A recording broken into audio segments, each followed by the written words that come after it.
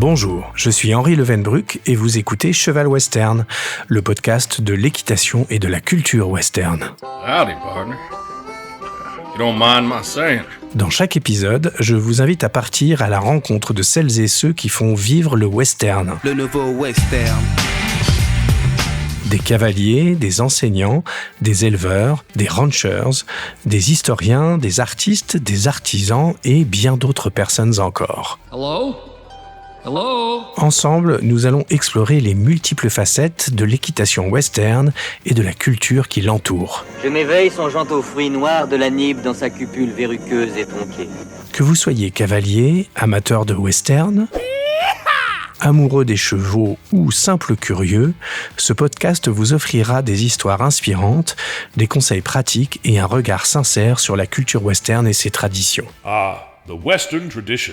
N'oubliez pas de vous abonner à notre podcast sur votre plateforme préférée et si vous le voulez bien, prenez le temps d'y laisser une note ou un commentaire, c'est le meilleur moyen de nous aider. Pour ce 4e épisode, cap sur la Picardie, à Ory-la-Ville, où nous installons nos micros dans le Nokota Ranch, The Nokota Ranch. Pour rencontrer François Marchal, un éleveur de chevaux pas comme les autres, puisqu'il consacre sa vie à 2 races équines rares et fascinantes, les Nokota, venus tout droit des grandes plaines du Dakota du Nord, et les Spanish Mustangs, qui sont des héritiers des chevaux ibériques arrivés en Amérique il y a plusieurs siècles. Avec lui, nous allons parler de passion équine, d'histoire, mais aussi de sauvegarde.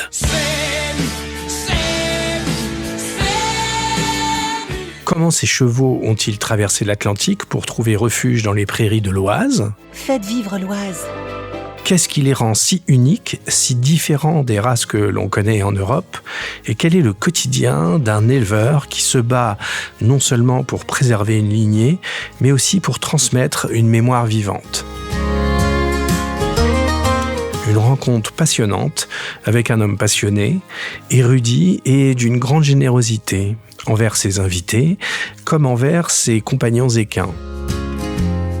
François incarne à lui seul l'esprit du horseman, au sens le plus noble du terme. Now this is what I call a true horseman. Un véritable homme de chevaux. Il suffit de franchir la clôture du Nokota Ranch pour ressentir l'amour profond qu'il porte non seulement à ses propres montures, mais à l'espèce tout entière.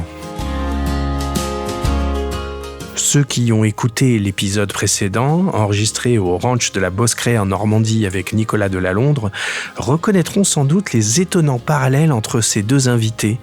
Tous 2 anciens informaticiens, tous 2 écrivains à leurs heures, et tous 2 animés par le même choix radical, quitter leur première vie pour répondre à l'appel d'une passion, d'une vocation, au service de cet animal qui accompagne l'humanité depuis toujours, le cheval.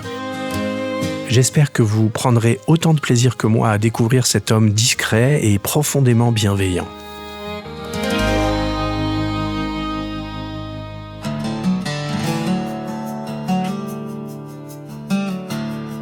Alors bonjour François. Bonjour Henri.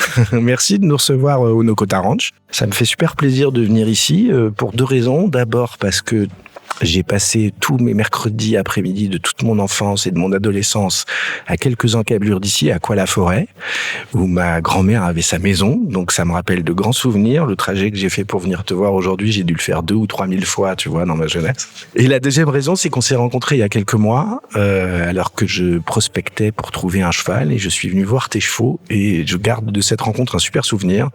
Depuis, on a noué des liens d'amitié, et c'est un vrai plaisir de revenir te voir dans ton ranch pour que tu puisses un peu nous raconter ton travail, ta passion et ton histoire. Et d'ailleurs, on va commencer tout de suite par les origines. Est-ce que tu te souviens de ta première fois à cheval ? C'est compliqué, mais je pense que quand j'étais vraiment enfant, ma mère est suisse et j'allais en vacances en Suisse. Et tous les matins, le lait était distribué par... je devais avoir 6-7 ans et c'était des chevaux encore qui amenaient le lait dans les villages. Et évidemment, voilà, je faisais... alors j'étais pas sur le dos du cheval, mais j'accompagnais dans la carriole le livreur de lait. Donc j'ai toujours aimé les chevaux. Bon, alors ton premier souvenir vraiment de cavalier, quoi. En fait, j'ai vécu une transition intéressante entre l'équitation enseignée par les militaires du cadre noir, les anciens adjudants de cavalerie, qui, une fois la retraite venue, allaient sévir dans les manèges et nous regardaient comme vraiment des pauvres cavaliers minables. Et on passait des années à faire des figures absolument géométriques dans le manège, au pas, au trot. On passait des 30 minutes à se faire taper les fesses et le gars il nous regardait avec un air profondément démoralisé en pensant au dos de son pauvre cheval. Et donc c'était vraiment une période très particulière de l'équitation. Mais j'ai vécu la transition vers une équitation complètement populaire avec la naissance des poney clubs. J'ai travaillé pendant mes vacances scolaires. Je travaillais dans un des tout premiers poney clubs centres de vacances de France, qui avait été créé par un gars très intéressant qui avait vécu en Afrique, qui s'était lancé là-dedans. Il était où ce poney club ? Il était dans le Jura. Et donc il y avait des stages, par exemple vie sauvage. On partait avec une douzaine d'enfants dans une vieille gare abandonnée au milieu de nulle part, et on avait nos chevaux et on les montait à cru et on faisait vraiment, c'est une équitation complètement naturelle qui n'avait rigoureusement plus rien à voir avec celle que m'avaient enseigné les adjudants de cavalerie.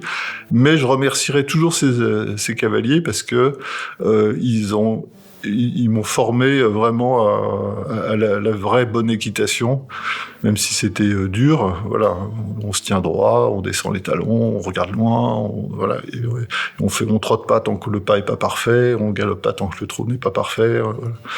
Une volte, c'est une volte, c'est pas une patate.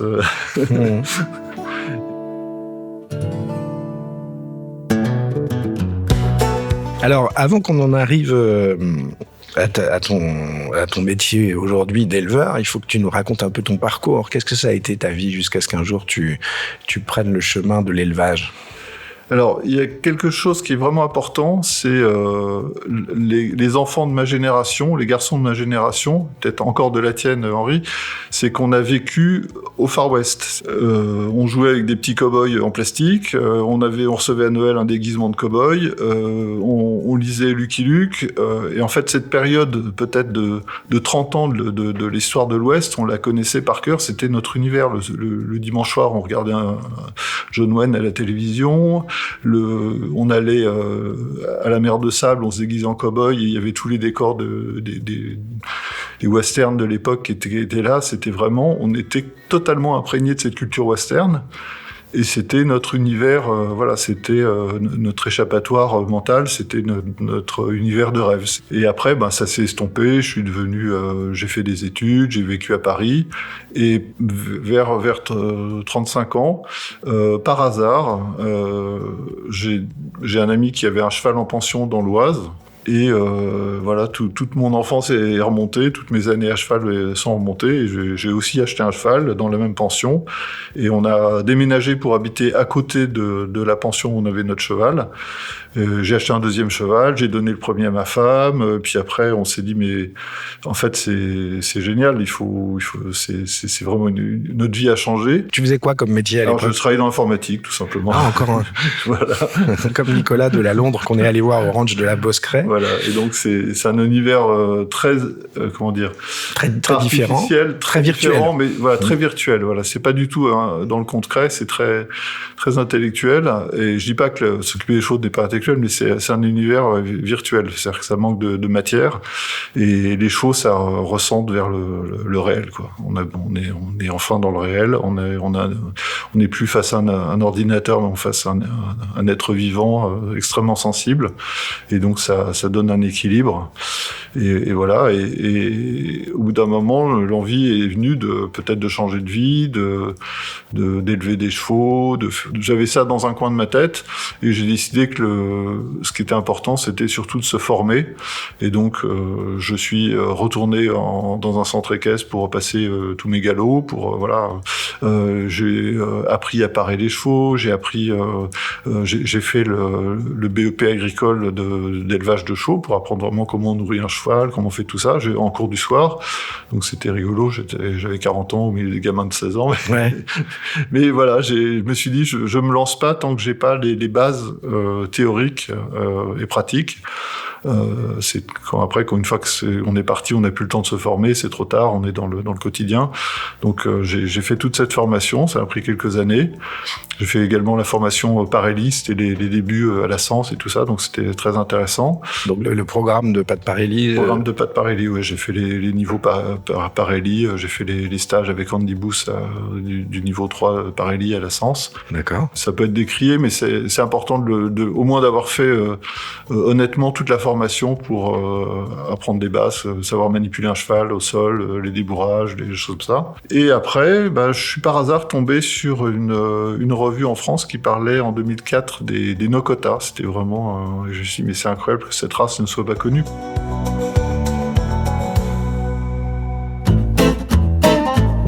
J'étais revenu vers l'équitation western imprégné par toute mon enfance et je regardais les Appaloosa qui me paraissaient les chevaux les plus proches de ce que je recherchais et finalement je dis mais c'est incroyable, là on a le cheval des Lakota, le cheval de Sitting Bull, c'est incroyable qu'il ait été préservé de façon aussi directe en fait, alors que l'Appaloosa a été beaucoup croisé pour garder les tâches et mettre du quarter horse pour avoir les performances.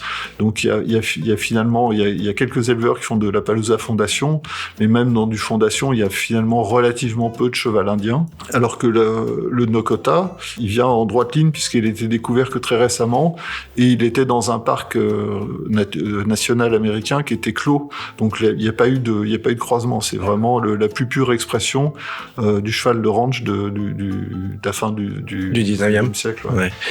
D'accord. Et quand tu dis il a été découvert récemment, c'est-à-dire ? C'est-à-dire qu'il a été découvert à la fin des années 80 par là. D'accord. Ouais. Pour nos auditeurs qui connaissent pas un Nokota, comment tu le décrirais physiquement ? Comment tu le décrirais mentalement ? Alors, le Nokota, c'est un hybride entre le cheval indien, ce qu'on appelle un Mustang, un cheval qui est un mélange de plein d'origines différentes, mais c'est principalement des chevaux amenés d'Asie en fait, qui ont traversé le détroit de Bering ou qui ont été dans des bateaux qui sont venus par des Russes, par des Chinois. Et donc c'est ce que montaient les Lakota. En fait, tous les peuples du centre des États-Unis, ils avaient relativement peu de relations avec les colons, puisque c'était une zone blanche sur la carte. Il y avait les Anglais à l'est, les Espagnols à l'ouest, et au centre, c'était les Français qui possédaient virtuellement la terre, mais il y avait que quelques gars qui se promenaient, des trappeurs qui vivaient comme les Indiens en fait.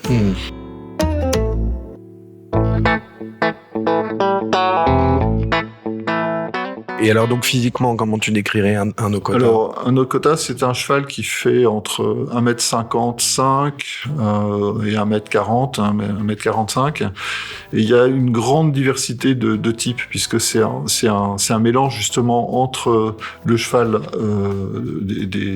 que possédaient les Lakota, donc avec cette origine asiatique, et des chevaux lourds amenés par les Européens pour créer une monture de ranch. Et donc, ils ont élevé ces chevaux pendant une dizaine d'années, une vingtaine d'années, jusqu'à ce que finalement les ranchs s'arrêtent et puis il y ait la mécanisation. Et donc, ils ont arrêté. Et les chevaux, comme ils étaient élevés en open ranch, ils sont restés dans la nature. Et dans ce qui était le parc, donc finalement les Badlands, une zone assez impénétrable où les chevaux pouvaient facilement se cacher. Et donc, on survécu. Et finalement, il y a une grande diversité de types chez le Nokota, parce que certains sont très imprégnés des chevaux lourds. Donc, ils ressemblent à une sorte de percheron, un peu, enfin, des chevaux très, très forts, très trapus. Et d'autres sont beaucoup plus proches du poney indien d'original. Et donc, il y en a pratiquement pas deux qui se ressemblent. Mais cependant, quand on a l'œil, on reconnaît quand même une forme de tête, on reconnaît un angle d'épaule, on reconnaît un angle de croupe, on reconnaît l'épaisseur des membres. Enfin, c'est des grands poneys en fait. Ils ont vraiment beaucoup d'os, très robustes, très très solides.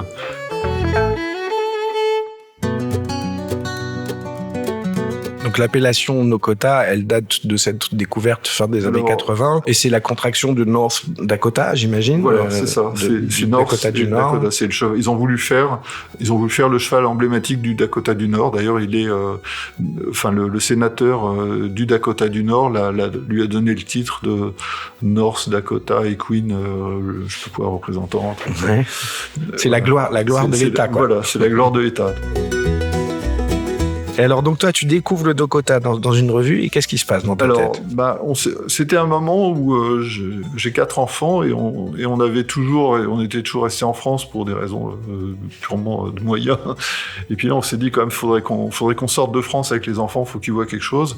Et on s'est dit, on va faire un grand voyage aux États-Unis. Je m'étais beaucoup renseigné justement sur les Amérindiens, les Lakota, et je voulais comprendre sur place comment ça se passait, voir les Black Hills, voir les plaines du Dakota du Sud, les Badlands. Donc on voulait vraiment faire ce périple, et je me suis dit ça serait sympa de rencontrer justement les frères Kunz, qui sont les gens qui ont dans leur ranch récupéré un maximum de Nokota des Badlands, puisque la politique du parc était quand même l'extermination des chevaux qui étaient sur leur parc, puisqu'ils voulaient l'idée c'était d'avoir tout ce qui était uniquement précolombien. Donc tous les animaux qui sont arrivés par la colonisation n'ont pas leur place dans les parcs nationaux. Enfin, c'était la politique de l'époque. Et du coup, ils mettaient du foin empoisonné, ils leur tiraient dessus à l'hélicoptère. Enfin, oui, carrément. Voilà. Et il y a des périodes où il n'y avait plus qu'une trentaine de chevaux dans le parc. Hein. Mais ils les capturaient, ils faisaient des round-up réguliers. Et ça leur servait, il y avait un zoo à Medora, et ils nourrissaient les tigres et les lions du zoo avec de la viande de cheval qu'ils capturaient dans le parc. Donc il y a des choses comme ça qui étaient un peu difficiles.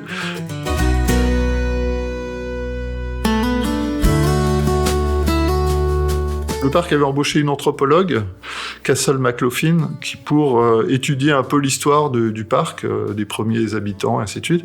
Et tout à fait par hasard, elle a découvert les mémoires d'un des premiers ranchers qui disait qu'il avait récupéré il avait acheté une 60aine de chevaux à l'armée qui les avait confisqués à Sitting Bull. Il avait utilisé cette 60aine de chevaux, dont certains même avaient dans leur encolure les marques de balles qu'ils avaient reçues lors de la bataille de Little Bighorn.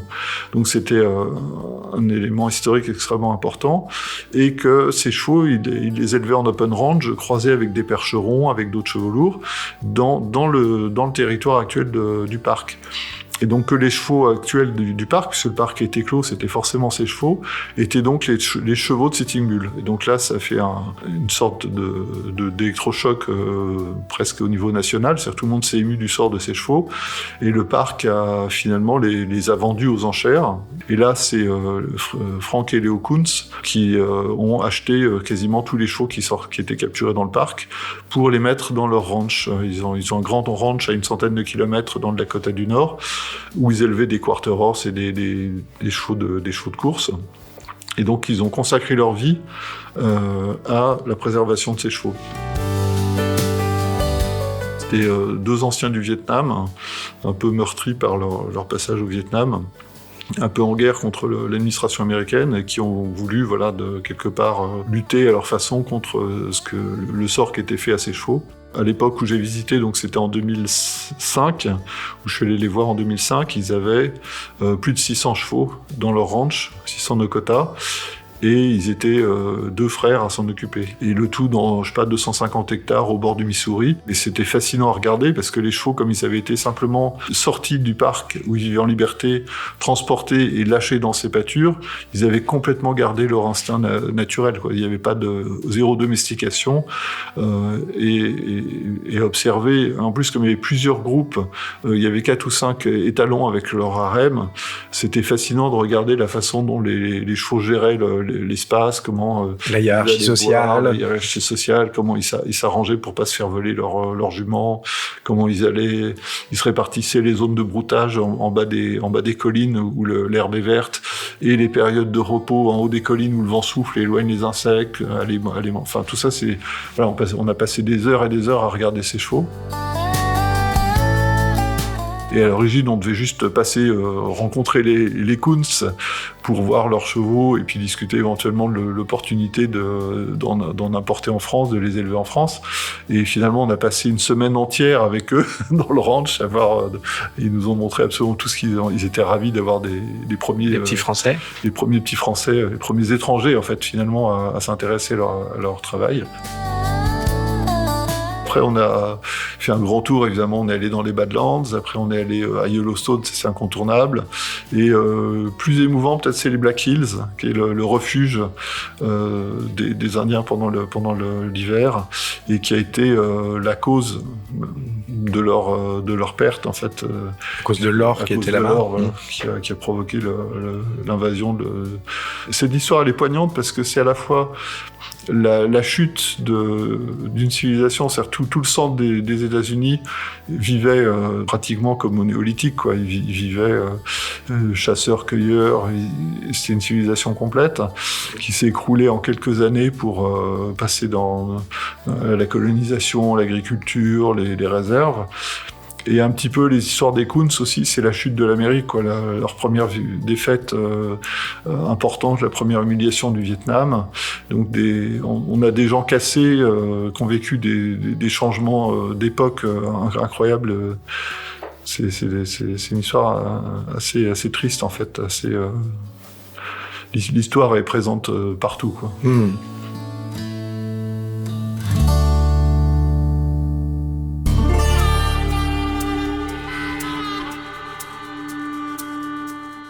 Et alors, du coup, tu repars du ranch avec l'idée ferme d'importer des Nokota en France ? On s'est dit, voilà, c'est incroyable, ces chevaux... En parlant avec les frères Kunz, eux, ils savaient que leur situation était précaire aux États-Unis parce qu'ils portaient ça à bout de bras, ils n'étaient pas tout jeunes.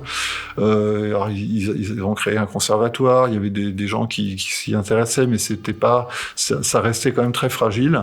Et ils se sont dit, ça serait vraiment formidable qu'il y ait une sorte de backup désolé, c'est l'informatique qui repart, mais une sorte de moyen que les chevaux ne soient pas que aux États-Unis, et qu'ils soient aussi en Europe pour pas mettre tous les œufs dans le même panier. Voilà, s'il y a une catastrophe dans un des continents, au moins il y aura des survivants sur une autre. Ouais. Et moi j'aimais bien cette idée, et voilà, on est revenu, on s'est dit bon, voilà, on va faire ça. Vous étiez déjà installé ici ? On n'était pas installé ici, on était dans l'Oise, mais on n'avait pas de terrain, et donc là a commencé la recherche d'un endroit. Donc il fallait que je puisse continuer à travailler parce que élever des chevaux, ça rapporte rien, surtout qu'une poignée. Et donc il fallait que je puisse continuer à travailler, donc aller à Paris. Et donc trouver des terres, c'était possible, mais c'était très loin. Donc c'était vraiment la quadrature du cercle. Et finalement, on a trouvé ici où il y avait 1,4 hectare autour de la maison, mais à l'époque, il y avait les concepts de Paddock Paradise qui permettaient de loger des chevaux avec peu d'espace en leur organisant des systèmes de pistes où ils puissent évoluer. Et donc, voilà, pour la poignée de chevaux qu'on ramenait, ça permettait de les avoir à la maison. Même sur 1,4 hectare, on pouvait avoir 5-6 chevaux sans problème, quoi. Donc, c'est ce qu'on a fait pendant quelques années. Et donc, tu as acheté ici ? On a acheté ici. Et tu as tout de suite appelé ça Nokota Ranch ? Alors, le nom est stratégique et il nous a permis de vendre pas mal de chevaux, ouais. Parce que les gens cherchent sur Internet ranch et ils tombent sur le Nokota Ranch. Donc voilà, on a plusieurs clients qui nous ont dit voilà, c'est parce que je cherchais des chevaux de ranch et je suis tombé sur vous. Et pour dire c'est principe de parcimonie. Voilà. C'est pour ça que notre podcast s'appelle Cheval Western. Tu vois, les gens ils cherchent Cheval Western, ils tombent sur le podcast. Donc on aurait pu lui donner un nom tout à fait romantique et magnifique, mais c'était voilà, on a fait simple, donc, ouais. Et puis ça, finalement le nom marche bien, quoi.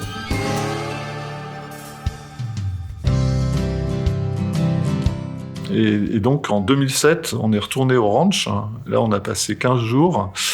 Et là, c'était incroyable parce qu'on s'est dit, bon, bah, voilà, on va faire le tour des 600 chevaux et puis on va bien trouver deux juments qui nous plaisent. Et puis, on voulait ramener donc 2 juments pleines, un poulain mâle et une pouliche femelle pour pouvoir avoir un futur étalon. Ouais. Et une pouliche. Et en fait, parce que dans les transports par avion, 2 poulains d'1 an, en fait, on peut les mettre dans un slot de cheval, quoi. Donc, ça faisait 3 slots. C'est très, très, très cher de transporter les chevaux par avion. Il a fallu les amener à Calgary, donc. Ouais. Et de Calgary, ils sont arrivés à Luxembourg. Et du Luxembourg, là, on est allé les chercher, on les a ramenés après 11 heures de route. On n'était pas très, très frais. Ouais, j'imagine. Et c'était une nuit dont on se rappelle encore. Mais en même temps, c'est une magnifique histoire parce que c'est un sacré trajet, mais tu apportes en France des chevaux dont la race n'existe pas dans ce pays. Et donc, pour la préservation de cette race, c'est extraordinaire. Ouais, c'était vraiment chouette. Est-ce qu'à l'époque, il y avait, j'imagine, du coup, avec les frères Kunz, il y avait même pas une association ou quoi que ce soit pour le Nokota, ou il y en avait déjà une aux États-Unis? Alors, aux États-Unis, oui, ils étaient organisés. Il y avait le Nokota Horse Conservancy qui édite les papiers des chevaux, qui assure leur promotion, et ainsi de suite. C'est un peu l'équivalent de la QHA pour le quarter, voilà, mais pour le Nokota. Voilà. Ouais. Tous les ans, ils font un meeting. Voilà, au bout de quelques années, d'ailleurs, j'étais board member du conservatoire. Et donc, j'ai pu suivre tous les meetings. J'allais régulièrement aux États-Unis au mois de juin pour le meeting annuel. Est-ce que tu es le seul en France à élever des Nokota? Alors, c'était quand même en 2007, et les choses sont arrivées au début 2008. Donc, depuis, beaucoup d'eau ont coulé sous les ponts. On a eu une chance incroyable, c'est-à-dire que j'avais fait un message à l'AFP pour annoncer l'arrivée des chevaux. Et il y a une habitante d'Ory-la-Ville qui était journaliste à l'AFP, amoureuse des chevaux, qui tombe sur la dépêche qui n'aurait jamais dû passer. Parce que vraiment, voilà, un type qui apporte des chevaux, tout le monde s'en fiche à l'AFP. Mais elle a dit non, c'est incroyable, il faut. Et elle a passé la dépêche. Et cette dépêche a fait que j'ai eu France 2, France 3, Bouli, Libération. Enfin, j'ai eu une couverture presse absolument incroyable. Et Frank Kunz m'a fait l'amitié de venir justement pour l'arrivée des chevaux. Donc, super. Et du coup, toutes les interviews, la télé et tout ça, c'était avec Franck. Donc ça a amené un petit parfum d'authenticité parce qu'il y avait un vrai cow-boy américain avec son avec chapeau, l'accent américain. avec l'accent, voilà. Ouais. Donc les journalistes étaient ravis. Ils ont raconté un peu n'importe quoi, mais c'était quand même super. Ça nous a fait une belle couverture. Et surtout, les haras nationaux sont tombés sur la dépêche. Du coup, ça a crédibilisé le truc. Et m'ont contacté parce qu'ils voulaient, quelque part, officialiser les races rares qui commençaient à se multiplier en France. Et donc, c'est ce que j'allais te demander. Au niveau administratif, tu as eu besoin de faire des démarches particulières pour faire reconnaître la race? Justement, j'ai créé donc l'association française. Et avec les haras nationaux... Qui s'appelle? Alors, Nokota Horse Conservancy France. Voilà. Okay. Toujours c'est purement une coquille administrative, mais qui nous a permis d'aller voir les haras nationaux et de signer un accord tripartite, une convention tripartite entre le conservatoire, les haras et mon association, pour que les chevaux Nokota aient des papiers Nokota en France. Et il y en a beaucoup? Et alors, donc, nous, on en a importé 11 des États-Unis. On en a fait naître 28. Il y a quelques personnes qui nous ont rencontrés, qui ont aimé la race et qui se sont mis à les élever aussi. Et ils ont fait aussi des naissances, et ce qui fait que maintenant, il y a à peu près 70 Nokota en France. Et est-ce que ça suffit, 70 Nokota, pour préserver la race sans avoir besoin d'en importer de nouveaux? Alors, pour le moment, on est bien, on est en croissance. Il faut pas aller trop vite, parce que si on va trop vite, on tue le marché. Voilà, il faut garder une espèce de rareté au cheval, et pas croiser n'importe comment. Il faut vraiment choisir des très très bons chevaux. Et on a vraiment été attentif toujours à importer. Vu les coûts d'import, on choisit des chevaux vraiment exceptionnels. Oui. Et les chevaux exceptionnels font des très bons chevaux. Donc jusqu'à présent, je veux dire, tous les Nokota qui sont nés en France sont des chevaux absolument magnifiques. C'est une spécificité du cheval, parce que chez l'homme, c'est pas pareil. Hein. Ouais. Il y a des gens exceptionnels qui font des enfants complètement stupides. Hein.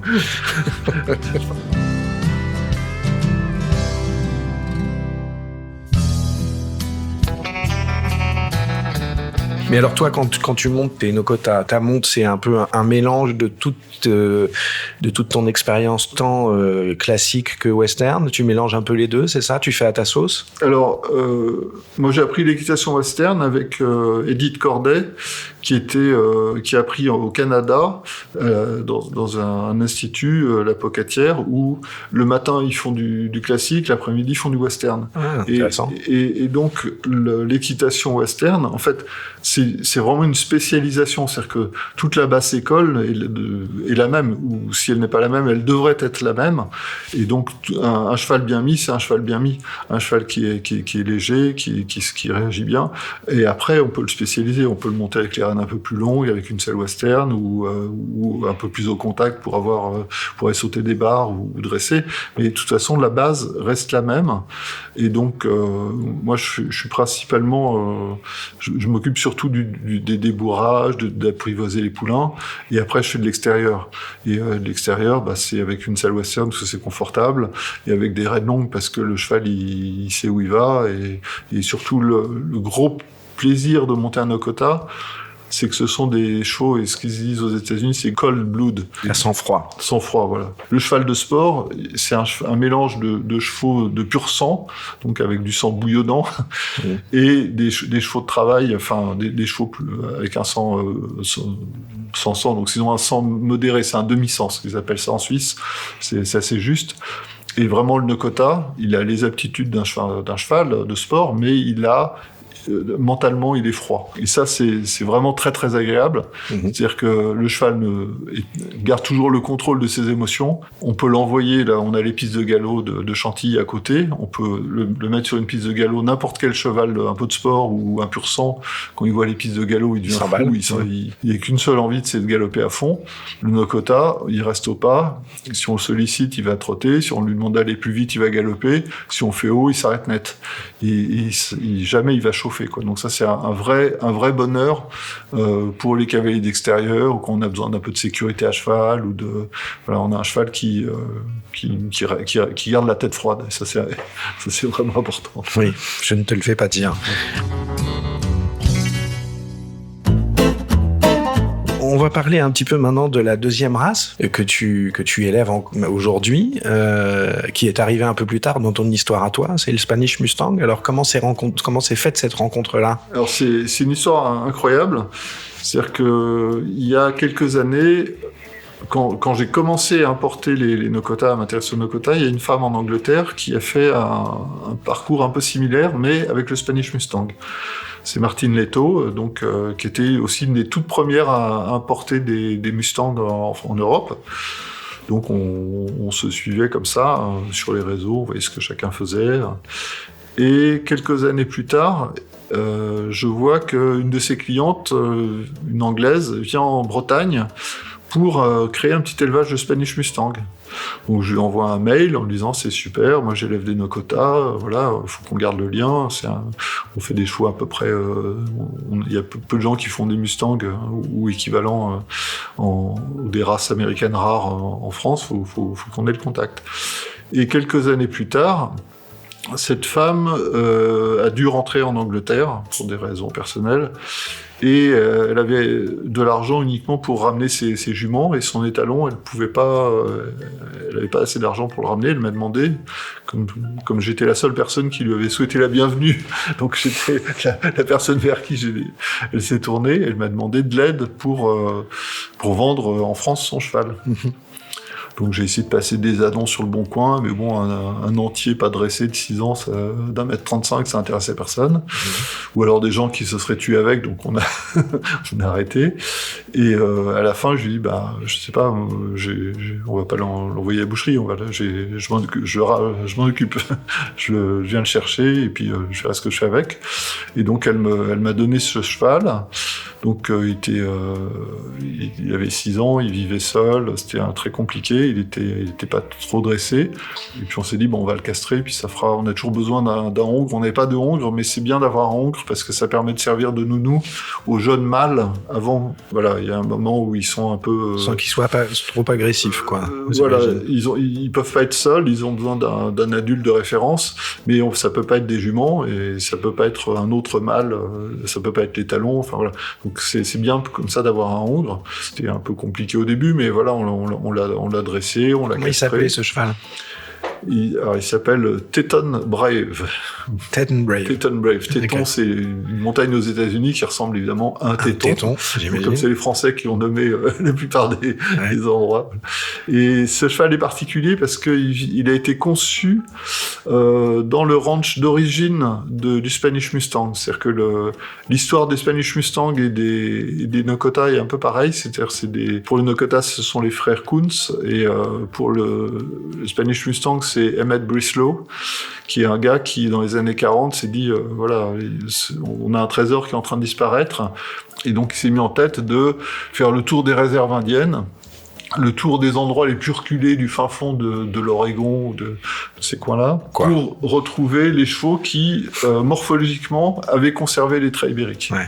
Et il les a mis dans son ranch, donc ça s'appelle le Cayuse Ranch, qui n'existe plus, mais qui a, pendant des années, a été l'endroit où il a créé un studbook, et il a collecté auprès des différentes tribus ces chevaux. Alors, studbook, faut qu'on explique aux éditeurs, c'est comme un annuaire, un registre. Voilà. Donc c'est un registre dans lequel il a enregistré les chevaux. Et ce qui est très intéressant, c'est que comme l'origine du Nokota, par exemple, c'est une origine géographique. Ce sont tous les chevaux qui ont été enclos dans le parc national Theodore Roosevelt, dans les Badlands. Et donc, c'est très simple. Si les chevaux nés là-bas sont des Nokota. C'est presque une AOC, une appellation d'origine contrôlée. Exactement. C'est vraiment géographique. Alors que le Spanish Mustang, c'est plus l'œil de Brislow qui allait faire le tour chez les Cheyennes, chez les Arapaho, et à chaque fois il allait dans les réserves, il disait, bon, ce cheval-là, il m'intéresse, il a vraiment gardé le crin, la forme de hanche, les angles d'épaule, la longueur d'encolure, et ainsi de suite. Et donc il a sélectionné les chevaux qui avaient le plus préservé cet héritage.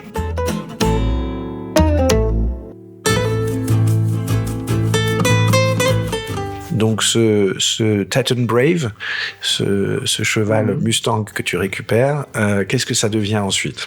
Alors, finalement, c'est devenu le cheval de ma femme. D'accord. Et donc, on élevait des Nokota, on promouvait les Nokota, mais tous les dimanches, on allait se promener en Spanish. Avec moi souvent mon anglo-arabe, et ma femme sur son Spanish Mustang. Mais bon, on était aussi quand même beaucoup de Nokota, mais c'était un peu, voilà.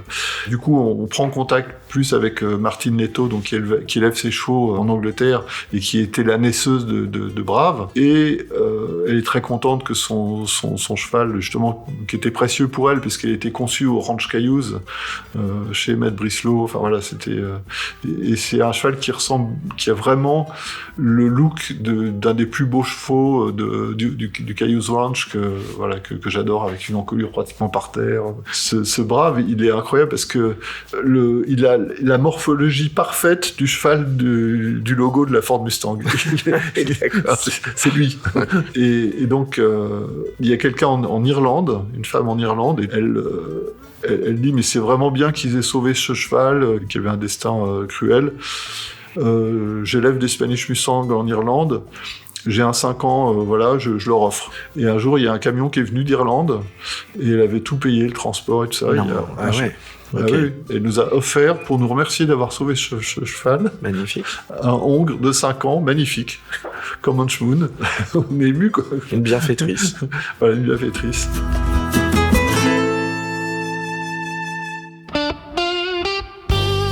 Et du coup, on avait 2 Spanish Mustang. Ouais. Et tout ça nous amène c'était l'année dernière.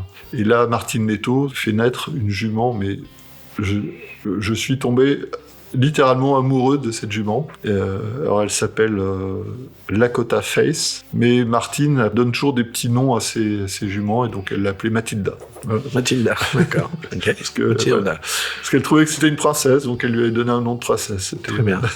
Et quand je vois cette jument, je me dis, mais c'est incroyable. Et en fait, on je dis pas qu'on avait fait le tour du Nokota, mais on avait donné 20 ans de notre vie à ce cheval. On avait eu des poulains magnifiques. Et on s'est dit, voilà, on va pas faire ça toute notre vie, il faut rebondir. Diversifier l'aventure. Et on s'est dit, voilà, on va laisser de la place à tous ces jeunes éleveurs. Et nous, on va se lancer un nouveau challenge. Le Spanish Mustang est dans une situation un peu compliquée. Il y en a pas beaucoup, il y en a pratiquement pas en Europe. Et je trouve que c'est un cheval qui mérite aussi, qui est très intéressant d'un point de vue historique, qui est très intéressant à monter, qui a beaucoup de qualités et qui mérite aussi d'être connu. Il a sa place en Europe. Donc on a pris contact avec Martine, on est allé la rencontrer. Quand on a vu Mathilda, on a complètement fondu. Et donc on a fait venir Mathilda. Surtout, ce qui m'a beaucoup plu dans l'aventure du Spanish Mustang, c'est que j'ai rencontré une communauté où j'ai retrouvé un peu tout ce qui m'intéressait d'un point de vue historique. La passion pour l'histoire, ouais. Des gens qui ont une culture incroyable, qui connaissent tous les détails des lignées, des chevaux amenés par les conquistadors, dans quel endroit ils ont été perdus, qu'est-ce qu'on retrouve. En fait, ils ont gardé trace de tous les endroits d'où le cheval vient. C'est-à-dire qu'ils appellent ça les stains. Et par exemple, on voit 15% Comanche, 20% Cheyenne, 20% telle montagne des États-Unis où ils ont été capturés. Donc on a le pourcentage, enfin on sait exactement de quel mélange provient ce cheval. En fait, j'adore le tempérament du Spanish, quoi. Il est extrêmement amical parce que c'était vraiment le cheval. Les Indiens ont vécu avec. Les poulains étaient sous la tente en hiver. C'est presque un animal de compagnie, quoi. C'est un animal de compagnie, et c'est un animal aussi auquel on confie sa vie, parce que quand on va chasser le bison ou qu'on part à la guerre, on peut pas le faire avec un ennemi. Il faut le faire avec un ami, quoi. Donc, ils sont très très proches de l'homme, très intelligents. Moi, l'important, c'est que dans 50 ans, 100 ans, 200 ans, il y ait toujours des Nokota, il y ait toujours des Spanish Mustang. On passe le témoin, on veut que ça continue, c'est tout. Est-ce que tu arrives à expliquer pourquoi ? D'un point de vue philosophique, qu'est-ce qui te plaît là-dedans ? C'est-à-dire que c'est des témoins d'une période historique vraiment très très particulière. C'est-à-dire qu'il faut avoir été dans les réserves, il faut avoir vu les paysages pour se dire que des choses aussi importantes que les chevaux. Aux États-Unis, par exemple, ils utilisent. Il y a des Lakota, un dont je pense en particulier, qui fait des programmes pour essayer de ramener les jeunes des réserves vers le cheval, parce qu'ils pensent que c'est ce qui va les sauver. Et il y a des associations, c'est incroyable, parce que par exemple, il y a plusieurs massacres comme ça qui sont commémorés, et ils ont tous des chevaux, et ils font des marches en plein hiver, comme ça, ils font 100 km en plein hiver pour commémorer les événements marquants de leur histoire.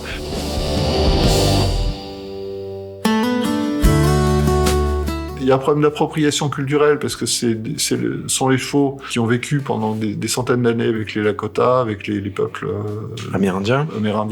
Mais je pense que j'essaye de pas du tout singer. Enfin, voilà, je reste très distant par rapport à ça. Oui, puis après tout, ils ont vécu avec eux pendant longtemps, mais ils sont arrivés d'Espagne.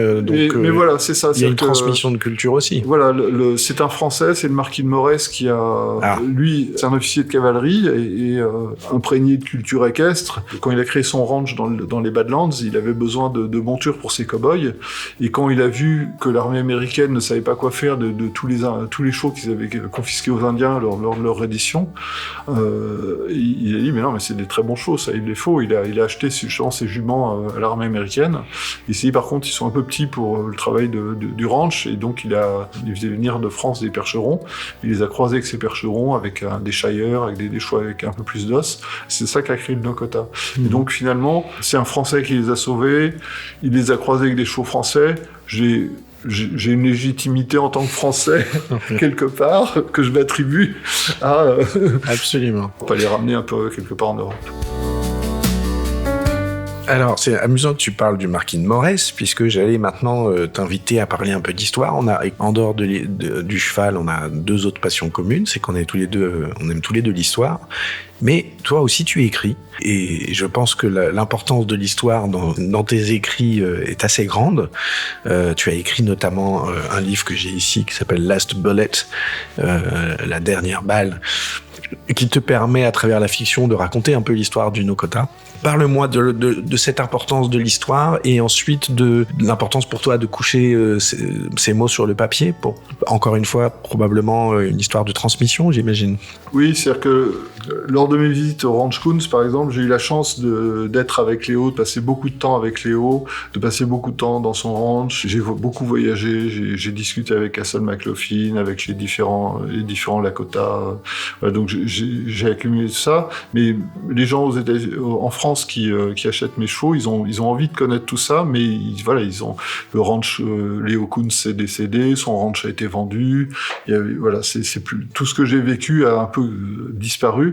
Et donc, et toutes les recherches que j'ai faites, tous les livres que j'ai lus, tout ce que j'ai pu vivre, il faut que je le passe à d'autres. Donc, c'est pour ça que j'ai eu envie d'écrire ça pour transmettre un peu savoir que les gens savent d'où viennent ces chevaux, quoi. Est-ce que tu as le sentiment dans ton travail qu'il y a aussi un travail d'éducation, non pas des chevaux, mais des humains? Alors, en fait, ceux qui éduquent les humains, c'est pas moi, ce sont les chevaux, en fait. Donc, c'est important d'avoir des chevaux dans nos vies parce que c'est des coachs de vie tout à fait extraordinaires, quoi. Toujours, ils ont toujours des bonnes raisons de faire ce qu'ils font, et nous, on ne les comprend pas, et ça met beaucoup de temps, et puis finalement, on apprend, à force d'être avec eux, de voir ce qu'ils font, pourquoi ils le font. Si on a vraiment la volonté, on finit par se fondre dans leur monde, on arrête de réfléchir, surtout, qu'on est avec eux, ça c'est très très bien, et on commence à vivre dans l'instant, à vivre dans l'émotion, à vivre dans ils nous obligent à nous ressentir, surtout à nous excentrer, c'est-à-dire qu'on arrête de penser à nous, on est obligé de penser à eux, de penser cheval, d'être dans un monde différent, quoi. Ça nous fait, et de sortir de nous, je pense, c'est la chose la plus importante pour un homme.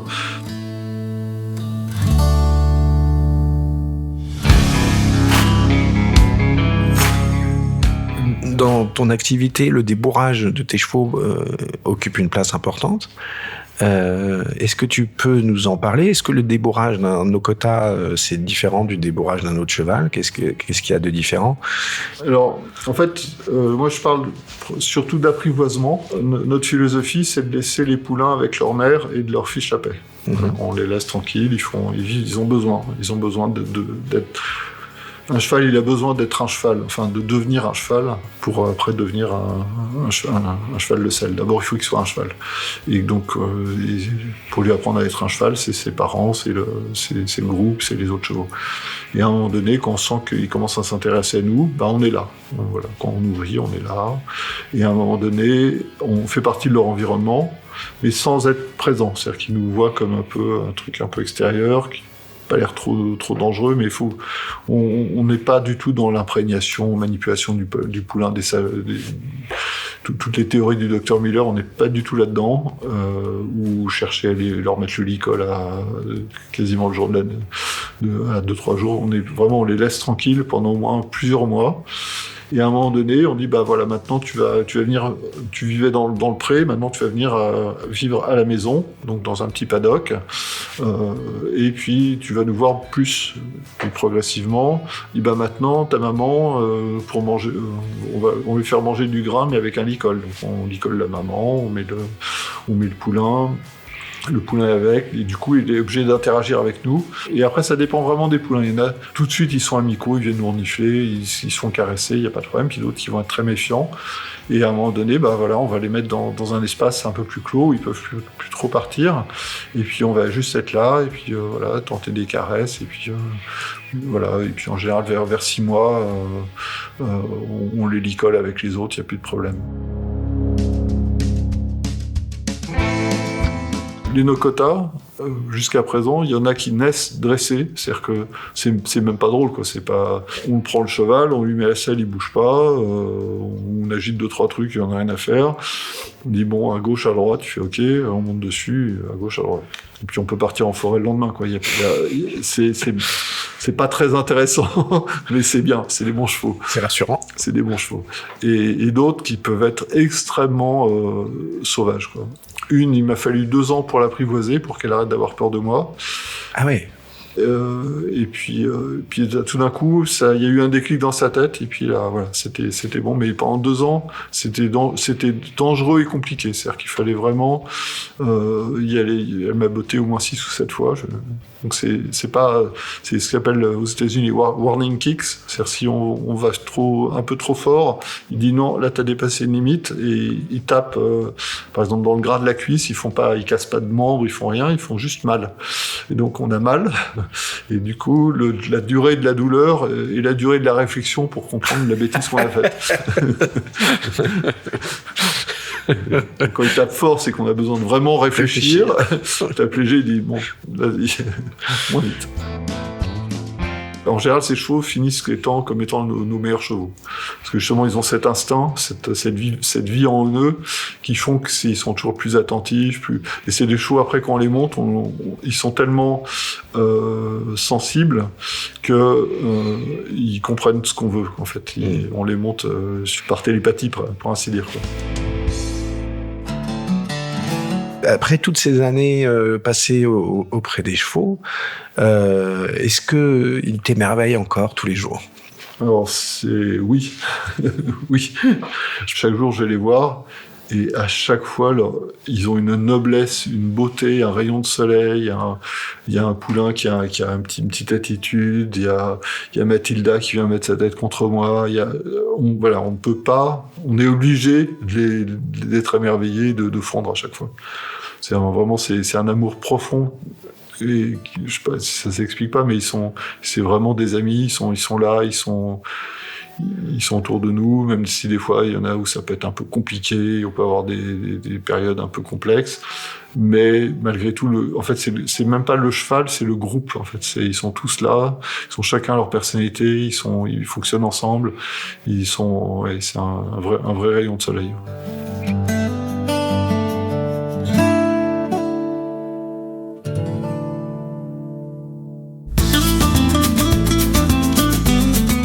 Alors, est-ce que tu es prêt pour le questionnaire de Jolly Jumper ? Eh bien, je ne sais pas ce que c'est, mais je suis prêt. Alors, c'est un questionnaire de 9 questions très courtes où tu vas répondre au tac, qui est inspiré un peu du questionnaire de Proust, mais adapté à l'équitation, évidemment. Le questionnaire de Jolly Jumper. Alors, François, ton mot préféré du vocabulaire western ? Wade. Wade, qui est un type de selle. Oui, c'est ouais. la selle Wade. Mais pourquoi ? Alors, pourquoi ? Parce que c'est une selle qui est la plus authentique, en fait, pour moi, un vrai cavalier western, on le reconnaît parce qu'il est une Wade, quoi. Tu vois, c'est un truc... Okay. J'en ai pas, hein, j'aimerais bien.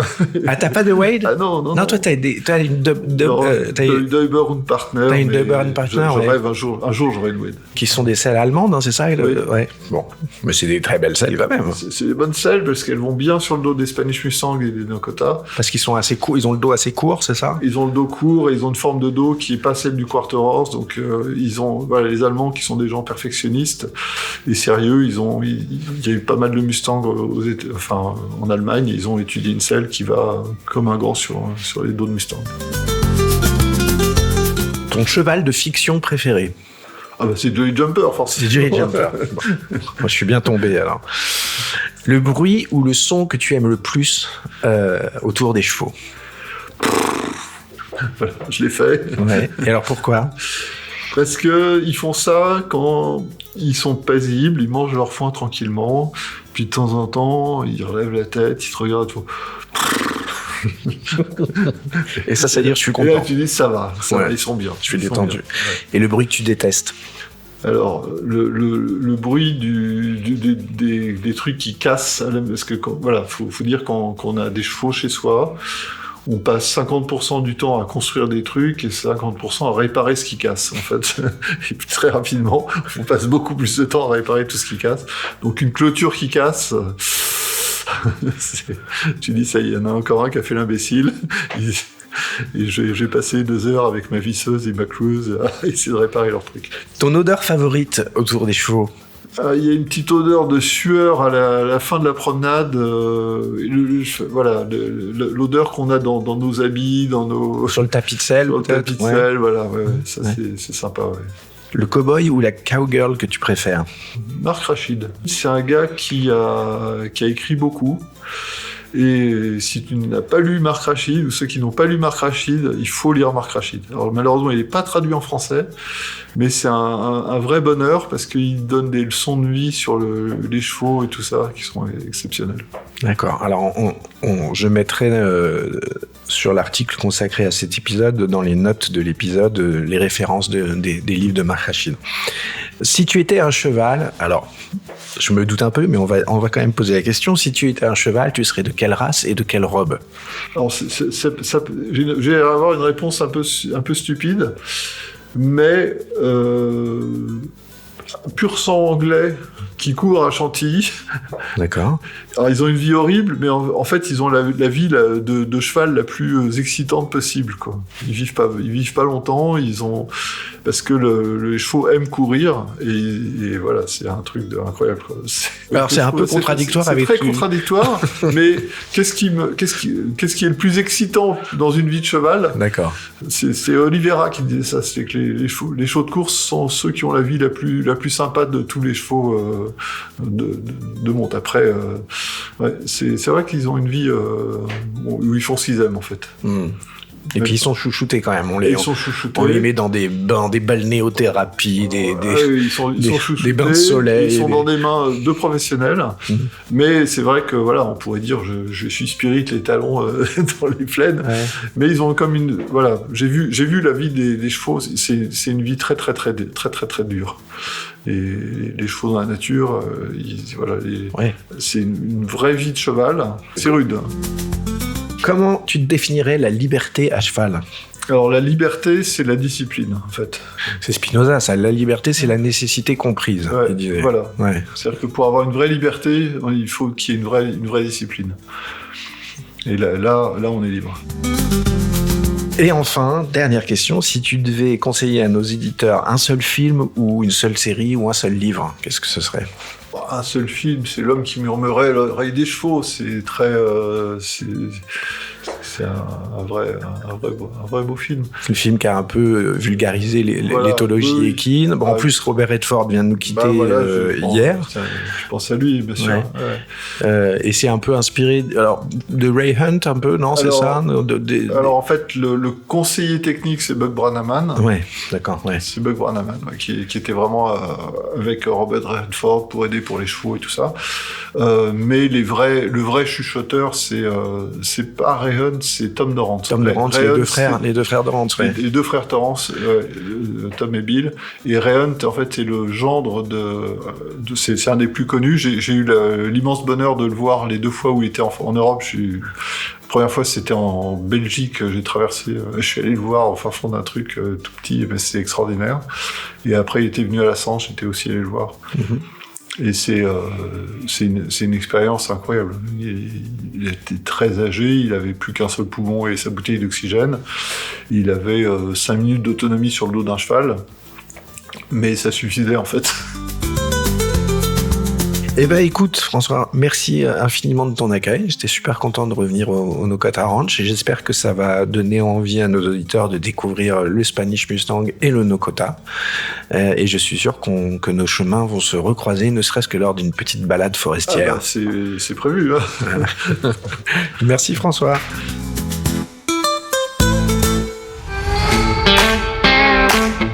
Voilà, nous arrivons au terme de cet épisode. Merci de l'avoir écouté jusqu'au bout, j'espère qu'il vous a plu et qu'il vous donnera envie de découvrir mes prochains invités. Vous trouverez des notes et les références des différentes œuvres citées dans cet épisode sur l'article qui lui est consacré sur notre site internet cheval-western.fr. Si cet épisode vous a plu, pensez à vous abonner à notre podcast sur votre plateforme préférée. Vous pouvez aussi laisser une note et un commentaire, que ce soit sur Spotify, Deezer, Amazon Music ou Apple Podcast. C'est important pour moi, cela vous prend 1 minute à peine et c'est le meilleur moyen de nous soutenir et d'aider d'autres passionnés à nous découvrir. Vous pouvez également retrouver l'intégralité de nos épisodes sur la chaîne YouTube de notre partenaire France Western, que je remercie au passage. Et puis, comme dans un ranch, tout est plus agréable quand on partage. Alors n'hésitez pas à faire passer le mot autour de vous ou sur vos réseaux. Vous pouvez aussi nous rejoindre sur notre page Facebook, où vous êtes de plus en plus nombreux, et je vous remercie d'ailleurs, parce que c'est chouette de pouvoir échanger avec vous et de pouvoir découvrir vos impressions après chaque épisode. On se retrouve dans 15 jours pour un nouvel épisode, et en attendant, ride safe et gardez l'esprit western.